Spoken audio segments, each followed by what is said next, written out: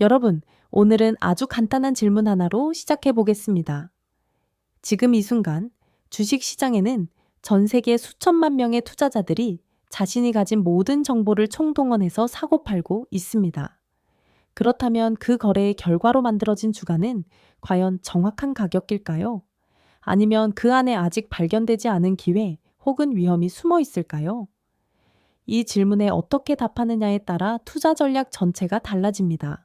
경제학계에 오랫동안 내려오는 유명한 농담이 하나 있습니다.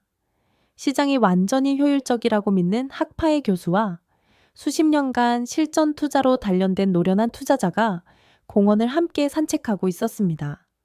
그런데 갑자기 투자자가 멈추며 외칩니다. 교수님, 저기 땅에 10,000원짜리 지폐가 있는데요. 교수는 눈길도 주지 않고 담담하게 걷습니다. 그럴 리가 없어. 진짜였다면 벌써 누군가 주었겠지. 이 짧은 이야기가 투자 세계의 가장 오래된 논쟁을 압축하고 있습니다. 이 농담이 찌르는 핵심은 이것입니다. 만약 시장이 정말로 완벽하게 영리하다면 공짜 기회는 원칙적으로 존재할 수 없어야 합니다. 발견되는 순간 사라지기 때문입니다. 그런데 역사를 보면 워런 버핏, 피터 린치, 세스 클라먼처럼 수십 년간 일관되게 시장 평균을 앞선 투자자들이 분명히 존재합니다. 이들은 단순히 운이 좋았던 걸까요? 아니면 시장이 때때로 진짜로 실수를 저지르는 걸까요? 오늘 이 질문을 함께 파헤쳐 보겠습니다. 이 논쟁의 한가운데에 효율적 시장 가설, 영어로 Efficient Market Hypothesis, 줄여서 EMH라는 이론이 있습니다. 1960년대 시카고 대학의 경제학자 유진 파마가 체계화한 이론으로 핵심은 간단합니다. 현재 주계는 세상의 모든 공개 정보가 이미 반영되어 있다. 유진 파마는 이 연구로 2013년 노벨 경제학상을 수상했습니다.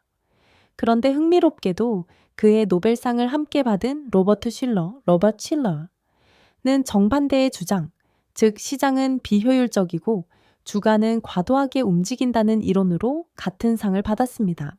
MH가 옳다면 어떤 일이 벌어질까요? 오늘 어떤 기업의 실적 발표가 예상보다 훨씬 좋게 나왔다고 가정해 봅시다. 그 정보가 공개되는 순간 수백 개의 알고리즘 트레이딩 시스템이 1초 안에 반응해 주식을 사들입니다. 여러분이 뉴스를 읽고 매수 버튼을 누르기도 전에 가격은 이미 새로운 균형점에 도달해 있습니다. 그 상태에서 여러분이 좋은 정보로 수익을 낸다는 것은 이미 출발한 기차를 향해 플랫폼에서 달리는 것과 같습니다. 그런데 여기서 역사가 방역합니다. 시장이 항상 효율적이었다면 어떻게 1630년대 네덜란드에서 튤립 국은 하나의 가격이 숙련, 장인의 10년치 연봉을 넘어설 수 있었을까요? 어떻게 1990년대 말 닷컴 버블 때 매출이 한 푼도 없는 인터넷 기업이 100년 역사의 제조업체보다 높은 시가총액을 가질 수 있었을까요? 2008년 금융위기 직전까지 전문 투자자들은 왜 아무도 리먼 브라더스의 파산을 예측하지 못했을까요? 이 사례들은 시장이 때때로 집단적으로 제정신을 잃는다는 사실을 보여줍니다. 이 모순을 가장 쉽게 이해하는 방법은 단순한 비유에서 시작하는 것입니다. 동네 편의점에서 생수 한 병이 1,000모 밀원베이 500원에 팔린다고 해봅시다. 이 가격은 수많은 구매자와 판매자가 수년간 거래를 반복하며 자연스럽게 형성된 합리적인 균형점입니다. 원가, 운송비, 임대료, 수익이 모두 반영된 가격입니다. 이 상태에서 시장은 효율적으로 작동하고 있습니다. 정보가 충분히 가격에 녹아있는 상태이므로 이 생수를 샀다가 팔아서 차익을 남기기는 거의 불가능합니다. 그런데 갑자기 SNS에서 이 지역 수돗물이 오염됐다는 루머가 삽시간에 퍼집니다. 사람들은 이성을 잃고 편의점으로 쏟아져 들어옵니다. 1,500원짜리 생수가 삽시간에 2만원, 3만원으로 치솟습니다. 그 생수 안에 담긴 물의 본질적인 가치가 변한 걸까요? 전혀 아닙니다. 변한 건 사람들의 공포뿐입니다. 가치는 그대로인데 가격만 폭등한 건 이 순간이 바로 시장이 비효율적이 되는 첫 번째 경우입니다. 반대의 경우도 성립합니다. 이번엔 이 편의점이 다음 주에 문을 닫는다. 사장이 야반 도주했다는 소문이 돌면 어떻게 될까요? 아무도 오지 않으니 사장은 재고를 털어내기 위해 1,500원짜리 생수를 200원에 팔기 시작합니다. 물의 가치는 그대로인데 가격만 폭락한 것입니다. 투자 세계에서 전설로 불리는 하워드 막스는 그에 져서 투자에서 가장 중요한 것에서 이렇게 표현했습니다. 이론 속의 시장은 합리적인 기계들로 이루어져 있어 효율적으로 작동한다. 그러나 현실의 시장은 감정이 불안정한 인간들로 이루어져 있어 때때로 집단적으로 미쳐버린다. 그렇다면 시장은 어떤 패턴으로 미쳐가는 걸까요? 하워드 막스가 제시하는 가장 탁월한 비유가 바로 진자 펜두름 운동입니다. 진자는 중앙에서 쉬지 않습니다. 한쪽으로 힘차게 당겼다 놓으면 반대쪽으로 그만큼 세게 날아갑니다. 시장도 마찬가지입니다. 이 기업은 완벽하다. 어떤 일이 있어도 가격은 오른다는 극도의 낙관에서 시작해 이건 끝났다. 빨리 팔아야 한다는 극도의 공포까지 끊임없이 왕복합니다. 그리고 진자가 양극단에서 멈추는 그 순간 시장은 가장 큰 실수를 저지릅니다. 이 원리가 실전에서 어떻게 작동하는지 확인하는 데이터가 있습니다. 미국의 금융분석기관 달베이 아소원은 1984년부터 수십 년간 개인 투자자들의 실제 수익률을 추적해왔습니다. 결과는 충격적이었습니다. 같은 기간 동안 S&P 500 지수가 연평균 10% 내외로 성장하는 동안 개인 투자자들의 실제 평균 수익률은 그보다 3.4%포인트씩 낮았습니다. 30년으로 누적하면 그 차이는 수억 원 단위의 격차로 벌어집니다. 이유는 단 하나, 사람들이 오를 때 사고 내릴 때 팔았기 때문입니다. 이 수익률 격차의 본질은 과잉 행동입니다. 시장이 오르면 나도 빨리 올라타야 한다는 조급함의 고점에서 삽니다. 시장이 내리면 이러다 다 잃겠다는 공포의 저점에서 팝니다. 그리고 이 사이클이 반복되면서 수수료, 거래세, 스프레드 비용이 조금씩 쌓입니다. 한 번의 거래에서는 미미해 보이지만 1년에 수십 번 이 행동을 반복하면 그 누적 비용만으로도 수익률의 상당 부분이 사라집니다. 전설적인 투자자 찰리 먼거는 이를 두고 부자가 되는 첫 번째 규칙은 불필요하게 멈추지 않는 것이라고 했습니다. 그러면 대체 어떻게 해야 할까요? 여기서 투자 세계에서 가장 유명한 비유 중 하나가 등장합니다. 미국 야구 역사상 가장 위대한 타자 중 한 명으로 꼽히는 테드 윌리엄스의 이야기입니다. 그는 타석에서 스트라이크 존을 무려 77개의 세밀한 구역으로 나누어 분석했습니다. 그리고 자신의 타율이 연계시험 배에 홈탑 400이 넘는 황금 구역, 즉 스윗스팟으로 공이 들어올 때만 배트를 휘두르는 원칙을 철저하게 지켰습니다. 조금이라도 벗어난 공이라면 설령 스트라이크 판정이 나도 관중이 야유를 보내도 절대 배트를 들지 않았습니다. 투자도 완전히 같은 원리입니다. 시장이 안정적이고 가격이 합리적으로 형성되어 있을 때, 즉 진자가 중앙에 있을 때는 아무것도 하지 않는 것이 최선의 선택일 수 있습니다. 하지만 이것이 얼마나 어려운 일인지 우리는 잘 압니다. 지금 안 사면 기회를 놓친다. 저 사람은 벌고 있는데 나는 뭐 하고 있나? 라는 조급함이 이성을 밀어냅니다. 심리학자 데니얼 카너먼의 연구에 따르면 인간은 이익보다 손실을 약 2배 더 크게 느낍니다. 남들이 버는 것을 지켜보는 고통이 내가 잃는 고통만큼 크다는 뜻입니다. 그래서 위대한 투자자들이 공통적으로 강조하는 덕목이 바로 기다림입니다. 아무것도 하지 않고 기다리는 것은 게으름이 아닙니다. 오히려 자신의 스윗 스팟이 아닌 공에 배트를 휘두르지 않겠다는 철학적 결단입니다. 그 기간 동안 투자자가 해야 할 일은 현금을 보유하고 기업의 재무제표를 읽고 산업의 흐름을 공부하며 시장이 실수를 저지를 그 순간을 준비하는 것입니다. 버핏은 버크셔 해서웨이 본사에서 하루 대부분을 책과 연간 보고서 읽기로 보낸다고 알려져 있습니다. 그렇다면 시장의 스윗스팟, 즉 시장이 실수를 저지르는 순간은 어디서 찾을 수 있을까요? 역설적이게도 그 기회는 언제나 아무도 쳐다보지 않는 곳에 있습니다. 모든 사람이 열광하고 모든 언론이 띄워주고 전문가들이 앞다퉈 추천하는 곳에는 이미 모든 기대가 가격에 반영되어 있습니다. 그 시점에 진입하면 파티가 끝날 때 도착한 것과 같습니다. 반대로 아무도 거들떠보지 않고 모두가 외면하며 언론이 이건 망했다라고 쓰는 곳에 오히려 기회가 숨어 있는 경우가 많습니다. 실제 사례를 살펴봅시다. 2021년 초 전 세계 투자자들은 일제히 메타버스, NFT, 가상화폐에 열광했습니다. 관련 기업들의 주가는 수백 %씩 뛰었고 친척 모임에서도 그 이야기가 나오기 시작했습니다. 이 시점이 바로 모든 낙관이 가격에 녹아든 상태, 즉 EAMO가 가장 잘 작동하는 순간입니다. 이후 2022년 시장은 대부분의 가상화폐와 메타버스 관련 주식에서 70.9%의 하락을 경험했습니다. 파티에 늦게 도착한 사람들이 청소를 해야 했습니다. 반대의 시나리오를 살펴볼까요? 2020년 3월 코로나19 팬데믹이 전 세계를 강타했습니다. 불과 몇 주 만에 주요 주가 지수가 30배에 한 4% 폭락했습니다. 항공사들은 70배 82%씩 떨어졌고 정유업체들은 파산 직전으로 내몰렸습니다. 그리고 역사상 전례 없는 사건이 벌어졌습니다. 2020년 4월 서부 텍사스산 원유 선물 가격이 마이너스 37달러를 기록했습니다.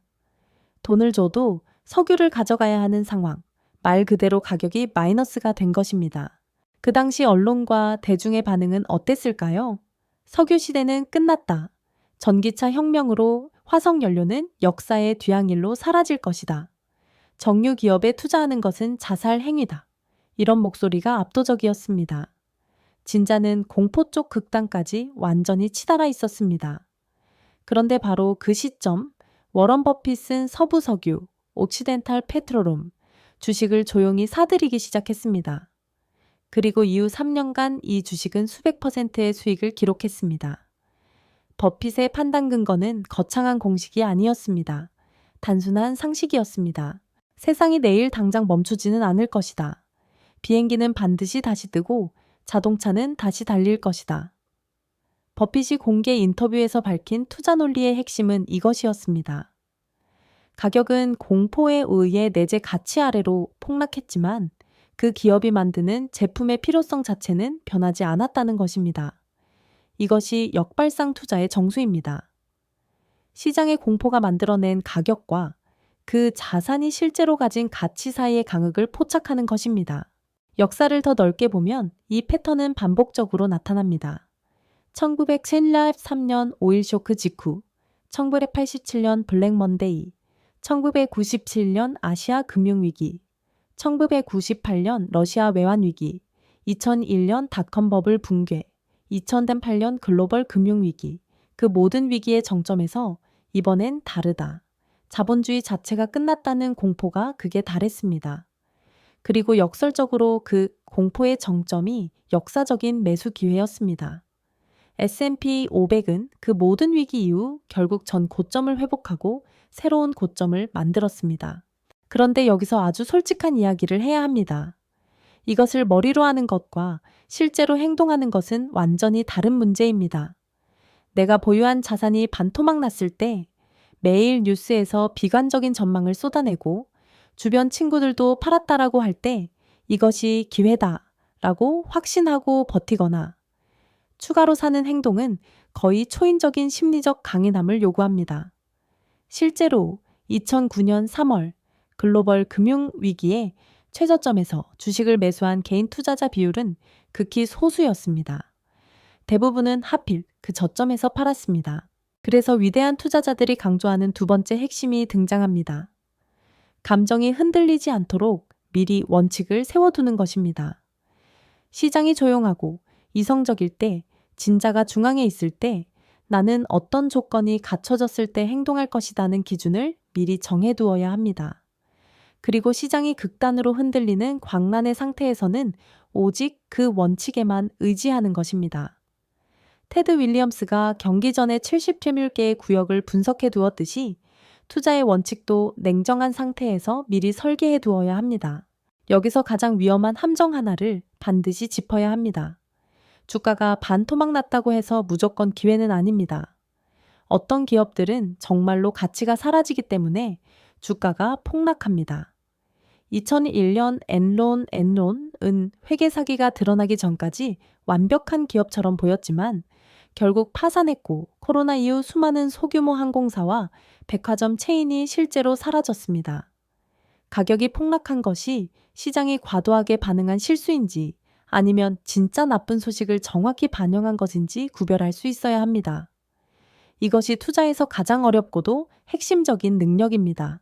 이 구별을 가능하게 해주는 것이 바로 내재 가치, intrinsic value라는 개념입니다.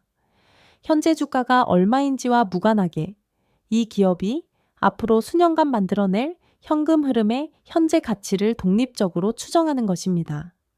쉽게 말하면 이 기업의 진짜 몸무게를 재는 저울을 갖는 것입니다.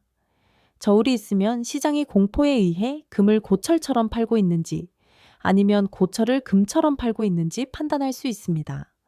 그 판단이 있어야만 시장의 소음으로부터 자유로워질 수 있습니다. 내재 가치라는 저울이 손에 없으면 가격 하락 앞에서 두 가지 반응 중 하나를 할 수밖에 없습니다.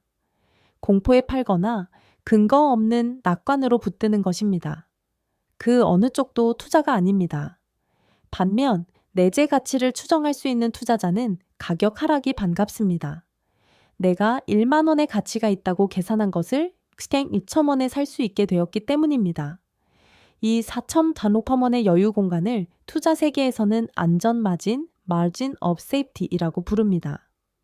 벤저민 그레이엄이 1949년 현명한 투자자에서 처음 체계화한 개념입니다.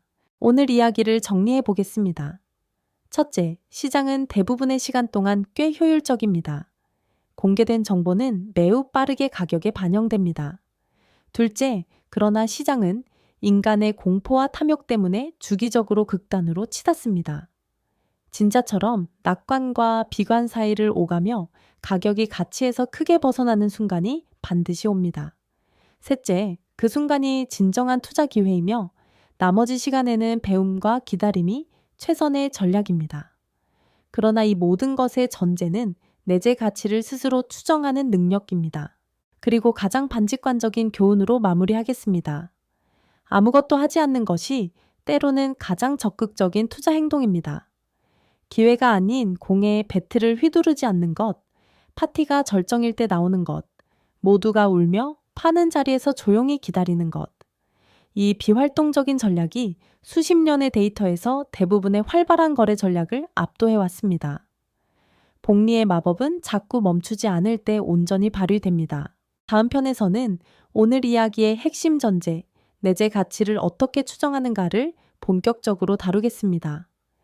기업의 가치를 측정하는 가장 기본적인 방법부터 실제 투자자들이 어떤 숫자를 어떻게 읽는지 그리고 그 계산이 얼마나 정밀해야 하는지에 대해 하워드 막스와 벤저민 그레이엄의 시각으로 풀어보겠습니다. 가격과 가치의 차이를 손에 잡히게 이해하는 순간 시장을 보는 눈이 완전히 달라집니다.